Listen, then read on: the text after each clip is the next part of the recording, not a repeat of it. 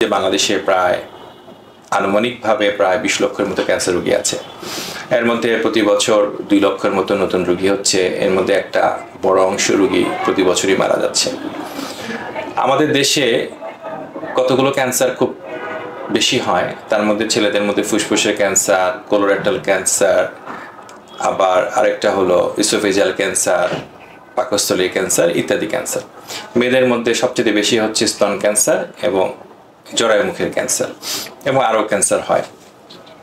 এইসব ক্যান্সারগুলোর কি কারণে হয়ে থাকে? বাংলাদেশের যদি ওভারঅল ক্যান্সারের বিবেচনাগুলো আমরা নিই, তাহলে আমরা দেখতে পাবো যে যতগুলো ক্যান্সার আছে তার 30% ক্যান্সারের জন্য দায়ী হলো তামাক, ধূমপান।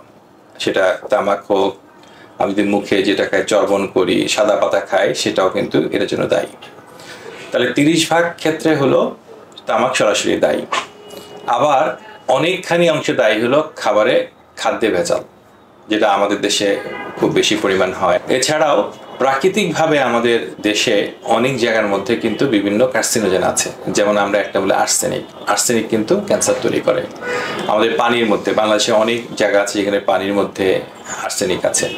আবার বাংলাদেশে অনেক জায়গা আছে ভারী ধাতু। আপনারা দেখেছেন যে কিছুদিন আগে জামালপুরে এটা নিয়ে একটা বড় রিপোর্ট হয়েছে। ভারী ধাতুর কিছু কিছু ভারী ধাতু আছে, সে ধাতুগুলোও কিন্তু কারণেও কিন্তু ক্রোমিয়াম একটা, এটার কারণেও কিন্তু ক্যান্সার হতে পারে।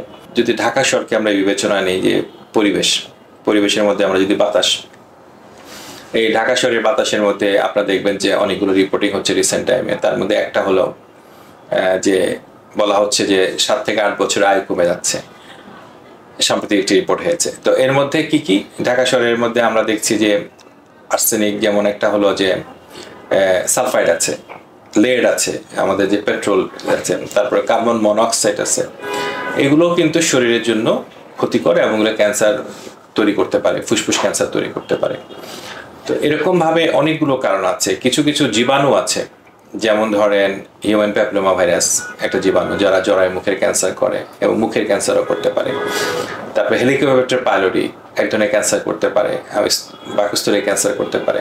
তারপর হলো হেপাটাইটিস বি ভাইরাস, সেটা কিন্তু আমরা জানি যে লিভার ক্যান্সার করতে পারে। তো এরকমভাবে অনেকগুলো ইনফেকশনও কিন্তু ক্যান্সারের জন্য দায়ী। তো তাহলে আমরা কিভাবে এগুলোকে করতে পারি? আরেকটা হলো ইম্পর্টেন্ট একটা বিষয় হলো যে শারীরিক, আমরা যদি নিয়মিত ব্যায়াম না করি তাহলেও কিন্তু ক্যান্সার হতে পারে। আরেকটা শব্দ আমি বলতে ভুলে গেছিলাম, যে যেমন শিপ ব্রেকিং ইন্ডাস্ট্রি, চিটাগংয়ে শিপ ব্রেকিং ইন্ডাস্ট্রি আছে, ওখানে যে কাজ করে, ওখানে কি হচ্ছে, ওখানে দেখা যাচ্ছে শিপ ব্রেকিং ইন্ডাস্ট্রিগুলোতে যে শিপগুলো আসতেছে, সেগুলোর মধ্যে যে আসবাবপত্র, বিভিন্ন ভেতরকার যে ইউটিলিটিসগুলো তৈরি আছে, বিভিন্ন জিনিসগুলো, সেগুলো তৈরি করতেছে কিন্তু অ্যাসবেস্টস দিয়ে। অ্যাসবেস্টস এটা ক্যান্সার সৃষ্টিকারী পদার্থ, আমরা বলি কার্সিনোজেন। এসব কারণে কিন্তু ক্যান্সার তৈরি হতে পারে। তো এগুলোর জন্য আমরা কিভাবে আসলে এগুলোকে প্রতিরোধ করতে পারি?